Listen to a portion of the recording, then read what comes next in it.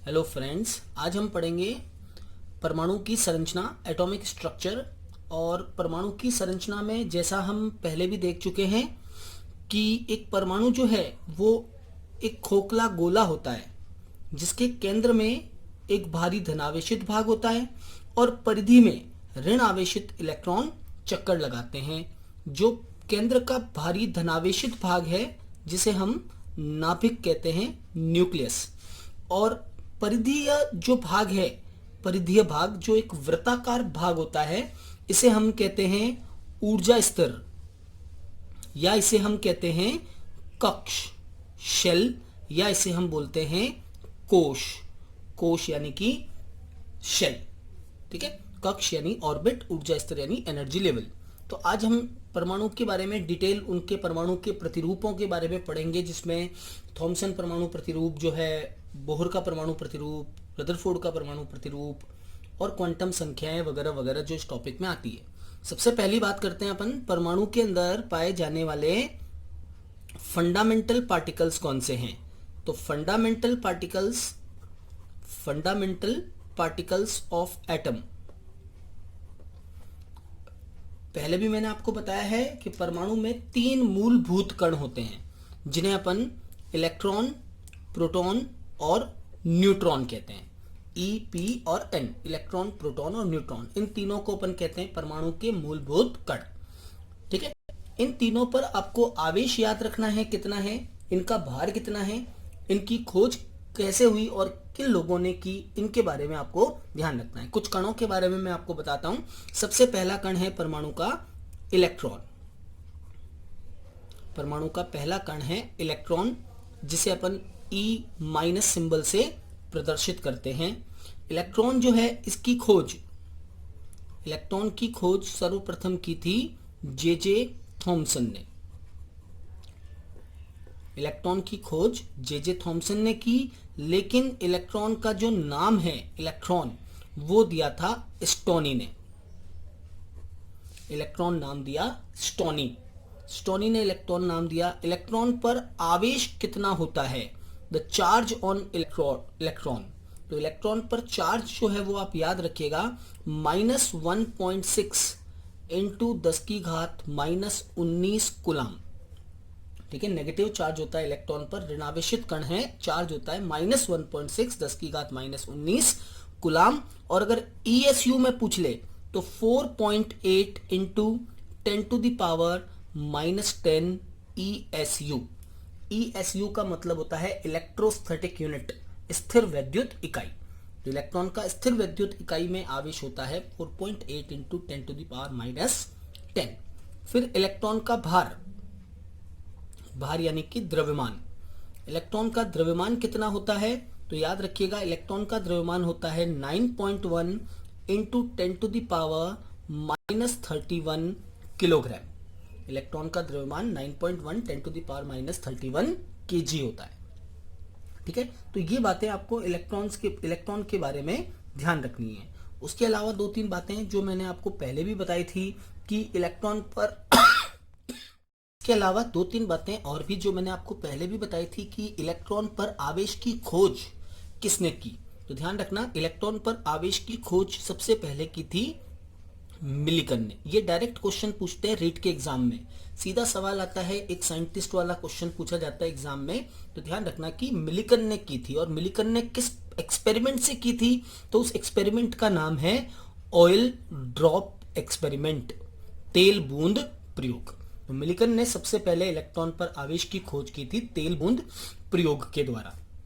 परमाणु का दूसरा कण है सेकंड इलेक्ट्रॉन के बाद, जिसका नाम है वो है प्रोटॉन। प्रोटॉन धन आवेशित कण होता है और इसे अपन P से सिंबलाइज करते हैं, P से लिखा जाता है प्रोटॉन को। सबसे पहले इस प्रोटॉन की खोज की थी गोल्डस्टीन ने। गोल्डस्टीन, धन किरणों की जिसने खोज की थी, धन किरणें प्रोटॉन ही होती है, तो धन किरणों की खोज जो है वो गोल्डस्टीन ने की, यानी प्रोटॉन की खोज गोल्डस्टीन ने की। प्रोटॉन जो है, इसका आवेश कितना होता है, तो प्रोटॉन का आवेश होता है इलेक्ट्रॉन के बराबर लेकिन प्लस में plus 1.6 10 to the power plus 1.6 10 to the power -19 coulombs electron के बराबर, लेकिन धनावेशित होता है 10 टू द पावर -19। ठीक है, वापस से लिख देता हूं मैं इसको, 1.6 10 टू द पावर -19 कूलम। और प्रोटॉन का द्रव्यमान कितना होता है? So mass of proton is very very greater than electron. इसका मास होता है 1.67 इंटू 10 की घात -27 किलोग्राम। ठीक है, इलेक्ट्रॉन के मास से बहुत ज्यादा होता है प्रोटॉन का द्रव्यमान, और होता है 1.67 10 की घात -27 किलोग्राम। अगर आपसे पूछ लें कि इलेक्ट्रॉन के द्रव्यमान और प्रोटॉन के द्रव्यमान में क्या संबंध है, तो ध्यान रखना कि mass of proton is equal to mass of electron into 1837, 1837 गुना ज्यादा भारी होता है प्रोटॉन इलेक्ट्रॉन से, जिसको राउंड फिगर में भी लिख सकते हैं 1840, 1840 भी लिखा हुआ आ सकता है नियरली। ठीक है, तीसरा कण है न्यूट्रॉन। न्यूट्रॉन जो है ये परमाणु का उदासीन कण है, न्यूट्रल पार्टिकल है, इसको स्मॉल n से लिखते हैं। इसकी जो खोज थी न्यूट्रॉन की, वो सबसे पहले इसकी खोज की गई थी जेम्स चैडविक के द्वारा। साइंटिस्ट के नाम आप जरूर याद रखना, एग्जाम में आपको सवाल पूछ सकते हैं। जेम्स चैडविक ने की थी, कौन से तत्वों में की थी? तो तत्व का नाम भी याद रखना, बेरिलियम एलिमेंट, बेरिलियम जिसका सिंबल होता है Be। बेरिलियम के ऊपर इसने अल्फा पार्टिकल्स की बौछार की, और वैसा ही एक प्रयोग किया जैसे कि रदरफोर्ड ने किया था, और उसमें एक उदासीन कण न्यूट्रॉन को खोजा। न्यूट्रॉन का आवेश कितना होता है? तो जैसा मैंने बोला कि ये उदासीन है, इसका मतलब इसका कोई आवेश नहीं होगा, आवेशहीन, और आवेशहीन को अपन बोलते हैं न्यूट्रल। तो न्यूट्रॉन का कोई चार्ज नहीं होता, ये न्यूट्रल होता है। ठीक है, और इसका द्रव्यमान क्या होता है? मास। इसका द्रव्यमान प्रोटॉन के द्रव्यमान के बराबर होता है 1.67 10 की घात -27 kilogram. 1.67 10 to the power -27 kilogram. Mathematically दोनों लगभग समान हैं, लेकिन ध्यान रखना अगर एग्जाम में पूछ ले तो फिर भी ध्यान रखना कि the mass of neutron is slightly greater then mass of proton. Neutron का जो द्रव्यमान है वो प्रोटॉन से थोड़ा सा ज्यादा होता है। ठीक है, ये पॉइंट की पीछे की 2 डिजिट में कुछ फर्क आता है, तो वो बहुत ही माइन्यूट है, उसको नेग्लेक्ट मानते हैं। तो दोनों का द्रव्यमान वैसे तो मास बराबर होता है, लेकिन फिर भी अगर एग्जैक्टली पूछ लेते हैं, न्यूट्रॉन का मास प्रोटॉन के मास से ज्यादा होता है। क्लियर? चलिए, फोर्थ पार्टिकल ध्यान रखना, ये तीनों इलेक्ट्रॉन, प्रोटॉन और न्यूट्रॉन, ये तीनों फंडामेंटल पार्टिकल्स हैं। अब मैं जो बता रहा हूं वो एक्स्ट्रा पार्टिकल्स हैं, जो है परमाणु में होते नहीं है, लेकिन नाभिकीय अभिक्रियाओं के द्वारा या दूसरे कई कारणों से ये बन सकते हैं। जैसे कि पार्टिकल नंबर 4 जिसे अपन बोलते हैं पोजिट्रॉन। पोजिट्रॉन का मतलब है पॉजिटिव इलेक्ट्रॉन। इस पॉजिटिव इलेक्ट्रॉन पोजिट्रॉन को रिप्रेजेंट करते हैं अपन E+ से। पोजिट्रॉन का मतलब है पॉजिटिव इलेक्ट्रॉन, पूरा का अगर संधि विच्छेद करें तो पॉजिटिव इलेक्ट्रॉन पोजिट्रॉन E+ से लिखते हैं। इसकी सबसे पहले खोज की थी CD एंडरसन ने। इसका जो आवेश है वो इलेक्ट्रॉन के समान होता है, लेकिन प्लस में होता है 1.6 10 टू द पावर -19 कूलम। तो पॉजिटिव इलेक्ट्रॉन यानी इलेक्ट्रॉन का ये धनावेशित वर्जन है, तो ये प्लस चार्ज रखेगा, और द्रव्यमान इसका एग्जैक्टली बराबर होता है इलेक्ट्रॉन के, यानी कि 9.1 10 टू द पावर -31 किलोग्राम। तो सेम एज इलेक्ट्रॉन, एक तरह से इलेक्ट्रॉन ही है, लेकिन चार्ज जो है, आवेश जो है, वो इलेक्ट्रॉन के जैसा ऋणात्मक न होकर के धनात्मक होता है, उसे अपन पोजिट्रॉन बोलते हैं। ठीक है, अगला पार्टिकल एक और मैं आपको बताऊं जिसका नाम है मेसॉन। मेसॉन 5th पार्टिकल है। ये कुछ पार्टिकल मैं आपको एक्स्ट्रा बता रहा हूं, इनकी डिस्कवरीज भी आप ध्यान रखना कि मेसॉन पार्टिकल क्या है, इसे रिप्रेजेंट कैसे करते हैं।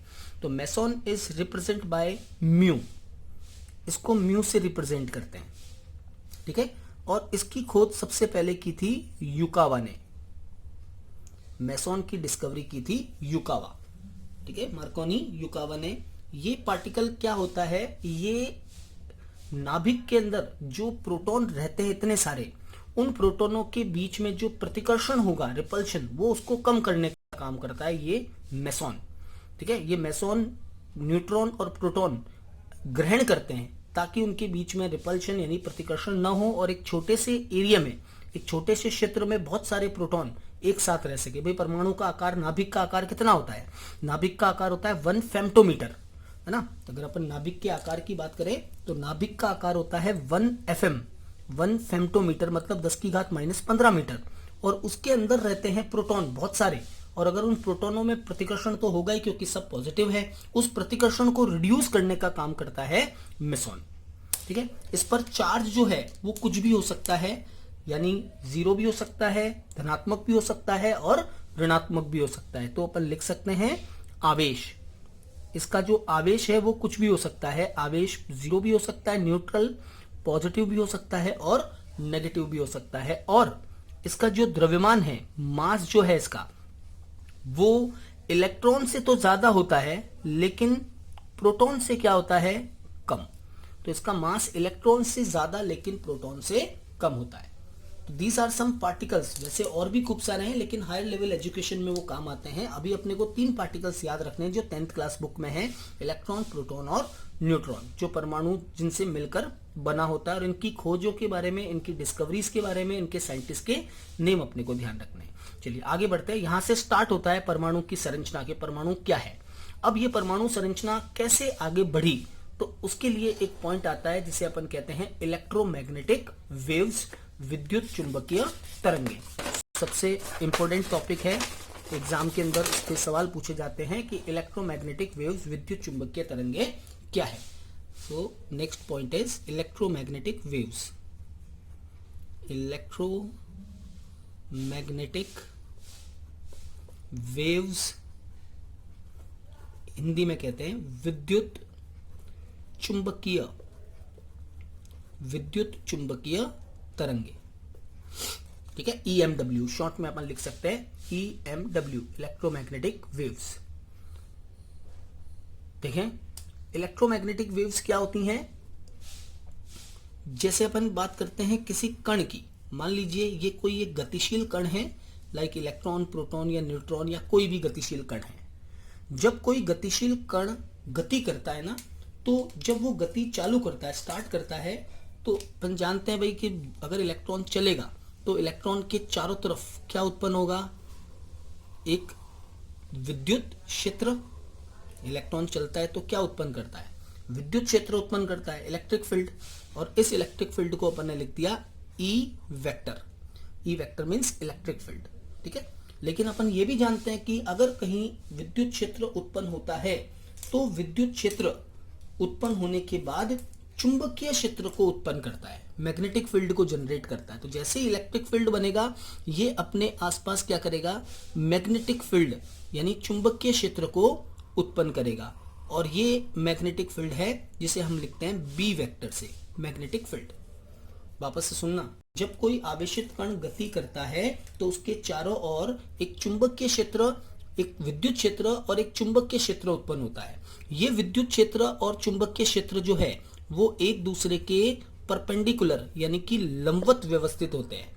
और ये एक दूसरे के लंबवत व्यवस्थित जब होते हैं तो ये एक तरंग का रूप धारण कर लेते हैं। It is just like a wave, एक तरंग का रूप धारण कर लेते हैं और इसी तरंग को हम बोलते हैं इलेक्ट्रोमैग्नेटिक वेव, EMW। तो डेफिनेशन क्या हुई, परिभाषा क्या बनी इसकी, जब कोई आवेशित कण गति करता है तो उसके चारों ओर एक विद्युत क्षेत्र उत्पन्न होता है जो चुंबकीय क्षेत्र को उत्पन्न करता है। ये विद्युत क्षेत्र और चुंबकीय क्षेत्र, इलेक्ट्रिक फील्ड और मैग्नेटिक फील्ड, एक दूसरे के परपेंडिकुलर यानी कि लंबवत होते हैं और एक तरंग का रूप धारण करते हैं जिसे विद्युत चुंबकीय तरंग कहते हैं, इलेक्ट्रोमैग्नेटिक वेव कहते हैं।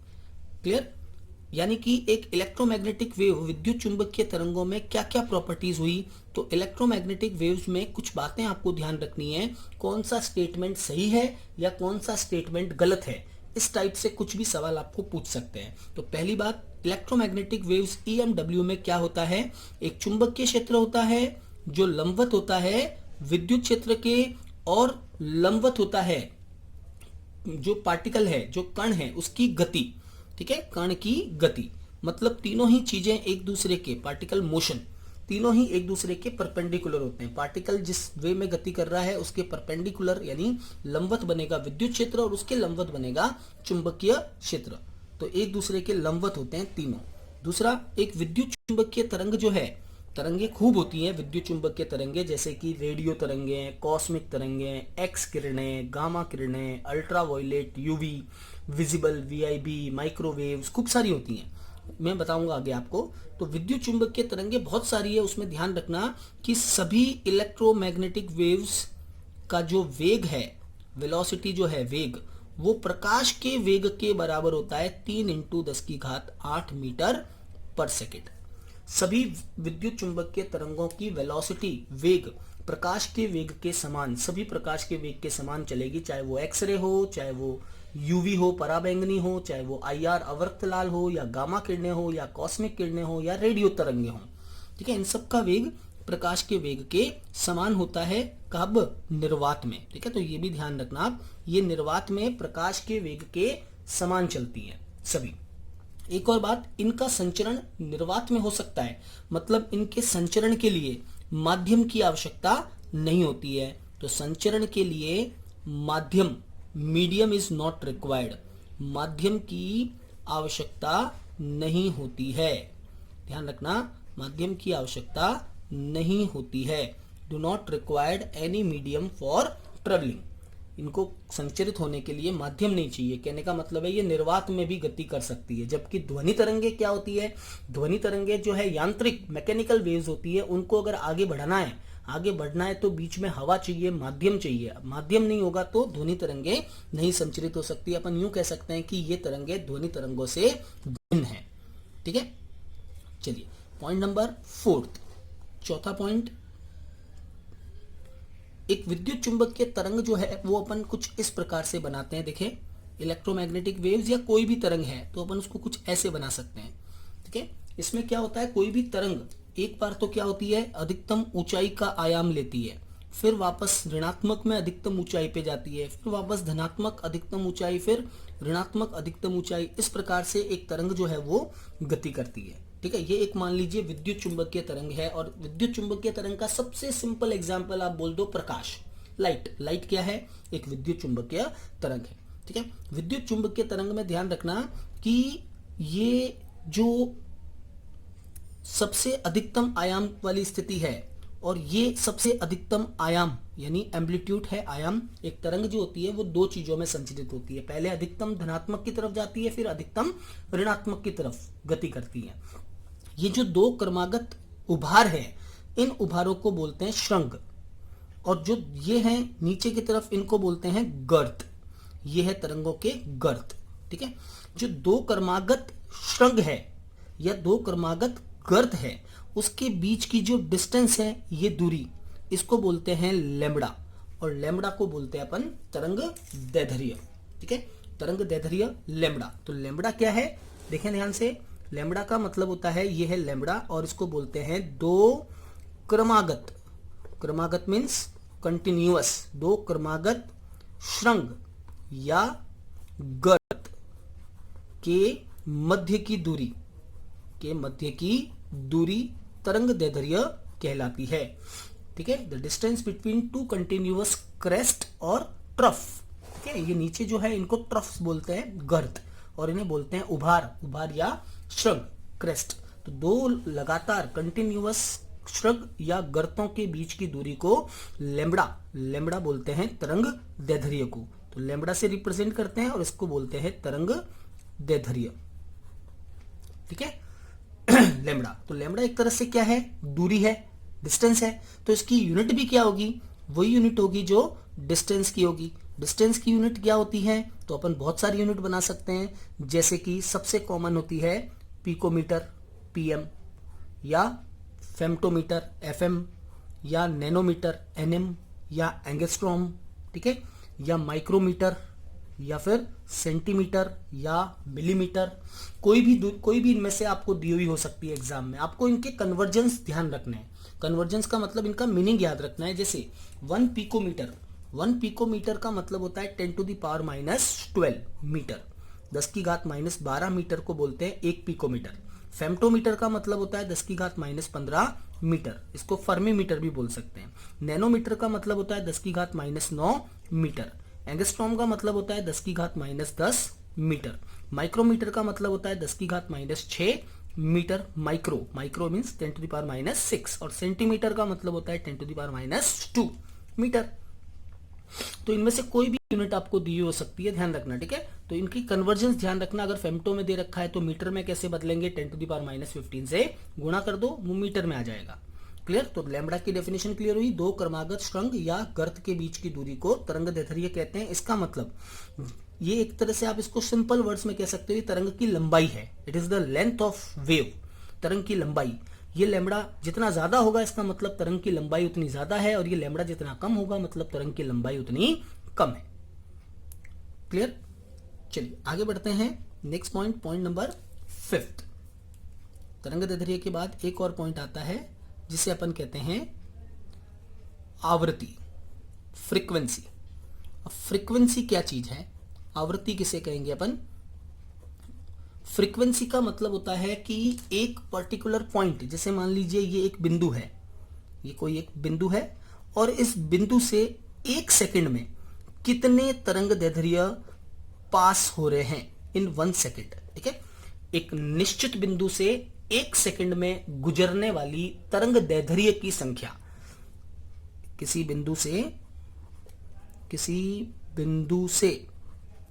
1 सेकंड में, प्रति सेकंड 1 सेकंड में गुजरने वाली तरंग दैर्ध्य की संख्या। The number of wavelength pass through a point in a second. 1 second में जितनी तरंग दैर्ध्य पास होती है उसे बोलते हैं अपन आवृत्ति, ठीक है। और इसे रिप्रेजेंट करते हैं न्यू से। आवृत्ति का होता है न्यू, थोड़ा मुड़ा हुआ वी बनाते हैं जिसे न्यू बोला जाता है, आवृत्ति, ठीक है। अब आप देखो, अगर यहाँ पे तरंग की लंबाई ज्यादा है यानी तरंग दैर्ध्य बड़ी है तो 1 सेकंड में कम पास हो पाएंगी इसमें से, और अगर तरंग दैर्ध्य छोटी है तो 1 सेकंड में ज्यादा निकलेगी। इसका मतलब अपन यूं कह सकते हैं कि किसी भी तरंग की आवृत्ति जो है वो उसके तरंग दैर्ध्य के क्या होती है, व्युत्क्रमानुपाती होती है। तो frequency is inversely proportional to wavelength. जितनी ज्यादा वेवलेंथ होगी उसकी फ्रीक्वेंसी यानी आवृत्ति उतनी कम होगी। आवृत्ति आप नाम से ही पता कर सकते हो, आवृत्ति मतलब बार बार आना। तो एक बिंदु से बार बार जितनी बार वो गुजरेगा 1 सेकंड में उसे आवृत्ति कहते हैं। यूनिट याद रखना, इंपॉर्टेंट है। आवृत्ति की यूनिट क्या होती है, इसकी यूनिट होती है साइंटिस्ट के नाम के आधार पर हर्ट्ज।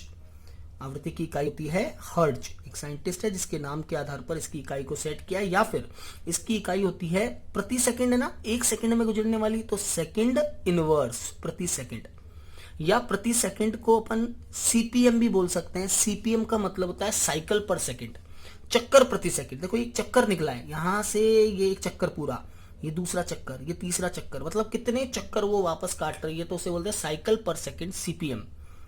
आवृत्ति सीपीएम, हर्ट्ज या सेकंड इनवर्स इसकी इकाई होती है, और तरंग दैर्ध्य के व्युत्क्रमानुपाती। तो जब मैं ये प्रोपोर्शनल साइन यहां से हटाऊंगा तो यहाँ एक कांस्टेंट वैल्यू आएगी, और वो कांस्टेंट वैल्यू होती है सी। तो अपन लिखते हैं nu equal to c by lambda, nu बराबर सी बाय लेमडा, जहां पे सी का मतलब है वेलोसिटी ऑफ लाइट यानी कि प्रकाश का वेग। वेलोसिटी ऑफ लाइट, प्रकाश का वेग, जो मैंने अभी आपको बताया 3 × 10⁸ मीटर पर सेकेंड प्रकाश का वेग है, जिसका मान होता है 3 × 10⁸ मीटर प्रति सेकेंड, ठीक है। जिसकी लैम्बडा ज्यादा होगी उसकी आवृत्ति कम होगी। रिलेशन याद रखना, रिलेशन पे ही आपको एग्जाम में सवाल मिलेगा, रीट एग्जाम में, है ना। 2 तरंगे हैं जिनकी तरंग दैर्ध्य इतनी और इतनी है, तो उनकी आवृत्तियों का अनुपात क्या होगा। तो आवृत्तियों का अनुपात क्या होगा, तो अपन बना सकते हैं। अगर 2 तरंगों की तरंग दैर्ध्य दे रखी है तो आवृत्ति का अनुपात ज्ञात करो, तो अपन आवृत्ति का अनुपात बना सकते हैं। जैसे मान लीजिए 2 तरंगे हैं, एक तरंग है, यूं कह सकते हैं अपन ν1/ν2, ठीक है। ν1/ν2 किसके बराबर होगा, λ2/λ1। इनवर्स रिलेशन है, लैम्बडा जितना ज्यादा होगा उस तरंग की आवृत्ति उतनी ही कम होगी।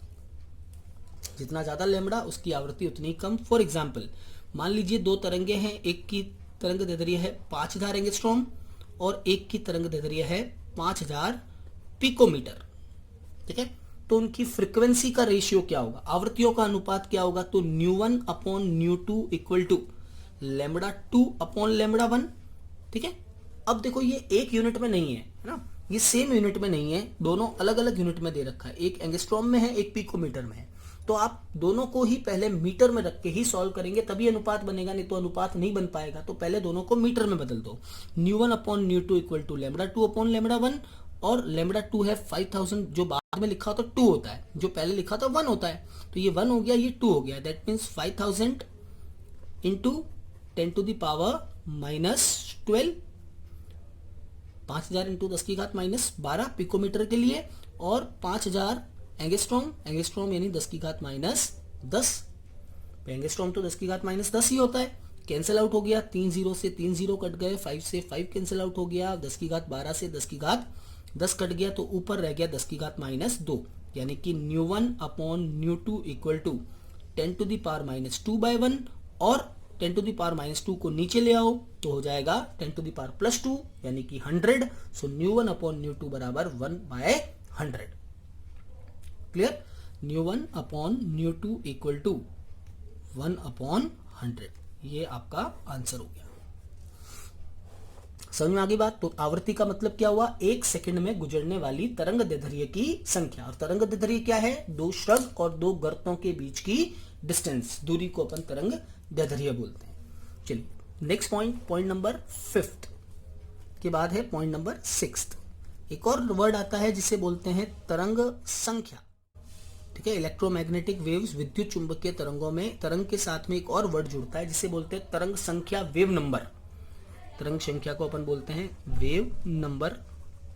अब देखो वेव नंबर क्या होता है, ठीक है, और वेव नंबर अपन कैसे ज्ञात करते हैं। तो वेव नंबर का एक सिंपल मतलब होता है, पहले था एक सेकंड से गुजरने वाली तरंग दैर्ध्य की संख्या। अब देखो क्या है, ये मान लीजिए 1 सेंटीमीटर की डिस्टेंस है, 1 सेंटीमीटर दूरी है, 1 सेंटीमीटर की कोई जगह है, उस 1 सेंटीमीटर की दूरी में जितनी तरंग दैर्ध्य समा सकती है, जितनी तरंग दैर्ध्य इस 1 सेंटीमीटर में आ सकती है, उस संख्या को अपन बोलते हैं तरंग संख्या। ठीक है, और इसको रिप्रेजेंट भी वैसे ही करते हैं जैसे आवर्ती को करते हैं, लेकिन न्यू के ऊपर क्या लगा देते हैं, बार, न्यू बार। न्यू बार का मतलब हो गया तरंग संख्या। तो अब इसकी परिभाषा क्या बनी, परिभाषा हो गई कि 1 सेंटीमीटर दूरी में उपस्थित, 1 सेंटीमीटर दूरी में उपस्थित तरंग दैर्ध्य की संख्या। 1 सेंटीमीटर में जितने तरंग दैर्ध्य है वो था 1 सेकंड में गुजरने वाली तरंग दैर्ध्य की संख्या, और यह है 1 सेंटीमीटर में मौजूद तरंग दैर्ध्य, वेवलेंथ का number of wavelength in 1 centimetre distance, उसे अपन तरंग संख्या बोलते हैं। तो तरंग संख्या न्यू बार जो है वो इनवर्सली इक्वल होता है लेमडा के, nu bar is equal to 1/λ। दिखती सी बात है भाई, यहाँ पे जितना बड़ा तरंग दैर्ध्य होगा तो इस 1 सेंटीमीटर में कम आएगा, यानी कि जिस तरंग का लैम्बडा ज्यादा होता है उसकी फ्रीक्वेंसी भी कम होती है और उसका वेव नंबर भी कम होता है। फ्रीक्वेंसी भी कम होगी और वेव नंबर भी कम होगा।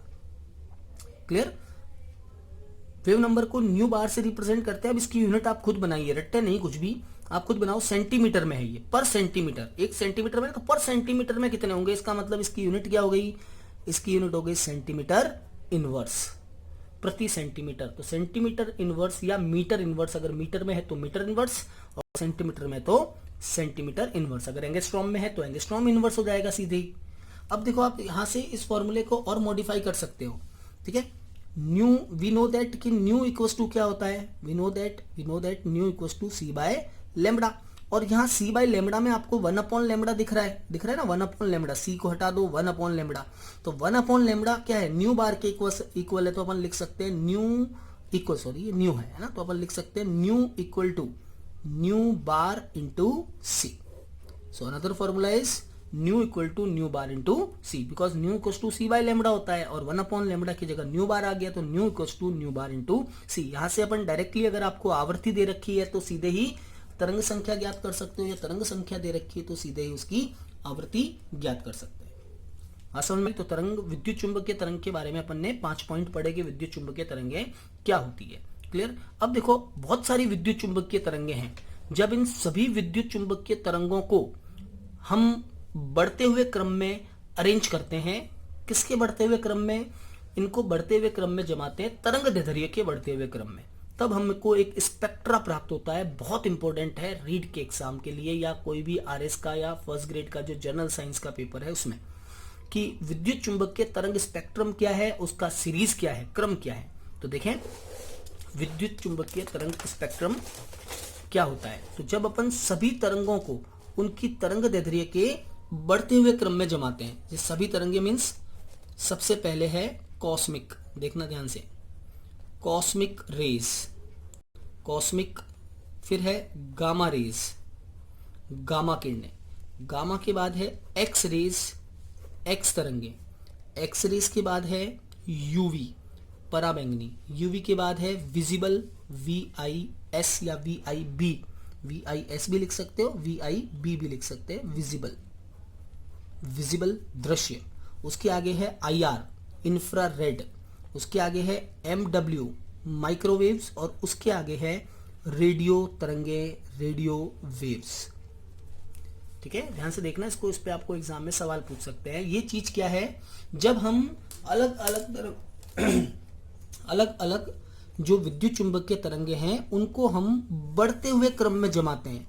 किसका बढ़ता हुआ क्रम, तरंग दैर्ध्य का बढ़ता हुआ क्रम, या तरंग दैर्ध्य बढ़ रहा है तो आवृत्ति का घटता हुआ क्रम, या ध्यान रखना आगे बढ़ाऊंगा, आवृत्ति जब घटती है ना तो ऊर्जा भी क्या होती है, घटती है।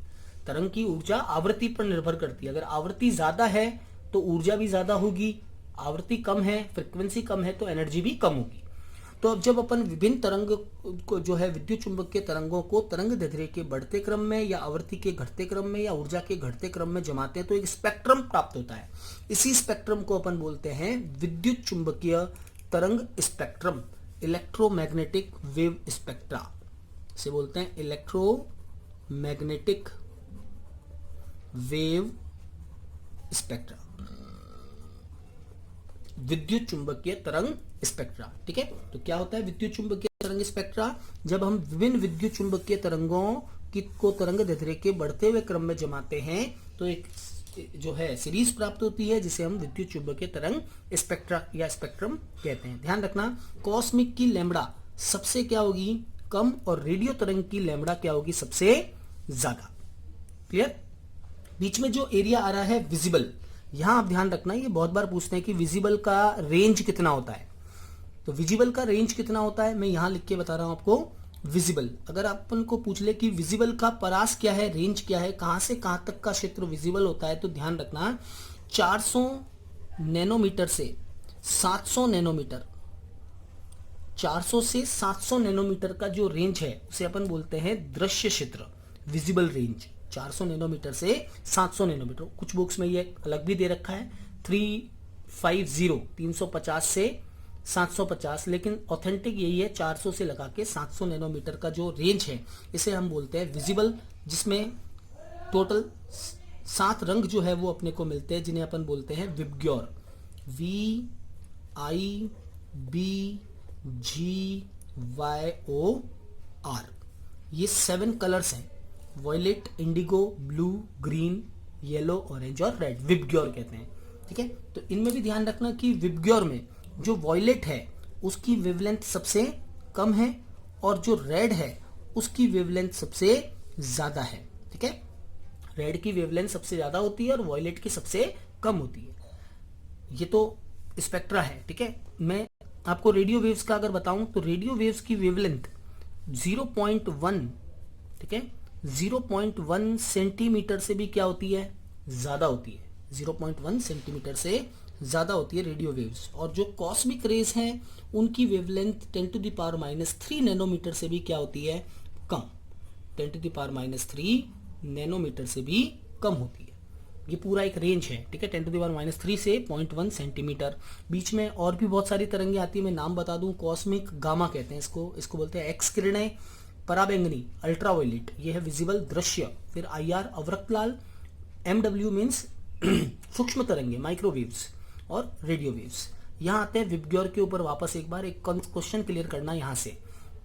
जिस तरंग की, ध्यान रखना मैं अलग से लिख के बताता हूं आपको, याद रहे क्योंकि ये सवाल बनने लायक है, कि जिस तरंग जो है उसका लैम्ब्डा ज्यादा होता है, ध्यान रखना, उसका प्रकीर्णन क्या होता है, जिसका वेवलेंथ ज्यादा है उसका प्रकीर्णन भी क्या होता है, ज्यादा होता है। ठीक है, वेवलेंथ ज्यादा होने का मतलब प्रकीर्णन जो है वो कम होता है, ये ऐसे याद रखना। जिस तरंग की तरंग दैर्ध्य ज्यादा है उसका प्रकीर्णन कम होता है, और जिसकी तरंग दैर्ध्य कम होती है उसका प्रकीर्णन मीन्स स्कैटरिंग, फैलाव। तो फैलाव जो है वो लैम्ब्डा के इनवर्सली प्रोपोर्शनल है, scattering is inversely proportional to lambda. अगर अपन बात करते हैं वॉयलेट की, तो वॉयलेट का लैम्ब्डा क्या है, सबसे कम। इसका मतलब वॉयलेट का जो प्रकीर्णन होगा, स्कैटरिंग जो होगी, वो स्कैटरिंग इसकी ज्यादा होगी। इस वजह से वॉयलेट जो है वो जल्दी फैल जाता है प्रकाश, और जल्दी फैल जाने का मतलब हमें ब्लैक कलर का दिखाई देता है। जबकि रेड जो है उसकी वेवलेंथ ज्यादा होने की वजह से इसका प्रकीर्णन जो है वो कम होता है, और जब प्रकीर्णन कम होगा तो दूर से ही रेड जो स्पॉट है वो अपने को आसानी से दिखाई देता है। यही कारण है कि ज्यादातर जो डेंजरस सिग्नल होते हैं या मेडिकल साइन होते हैं, है ना, ट्रैफिक सिग्नल होते हैं, उसमें रेड कलर स्टॉप के लिए यूज करते हैं, क्योंकि रेड जो है वो दूर से दिखाई देने वाला रंग है। क्यों है दूर से दिखाई देने वाला, क्योंकि उसका प्रकीर्णन क्या होता है, स्कैटरिंग कम होती है। प्रकीर्णन कम होने की वजह से वो आसानी से दिखाई दे जाता है। ठीक है, चलिए आज के लिए इतना ही। कल हम इसके आगे पढ़ेंगे बोहर्स मॉडल, बोहर का परमाणु प्रतिरूप क्या है और उसकी क्या क्या कमियां रह गई जो पिछली बार रीट के एग्जाम में सवाल बन के आया था। आज के लिए इतना ही, थैंक यू वेरी मच।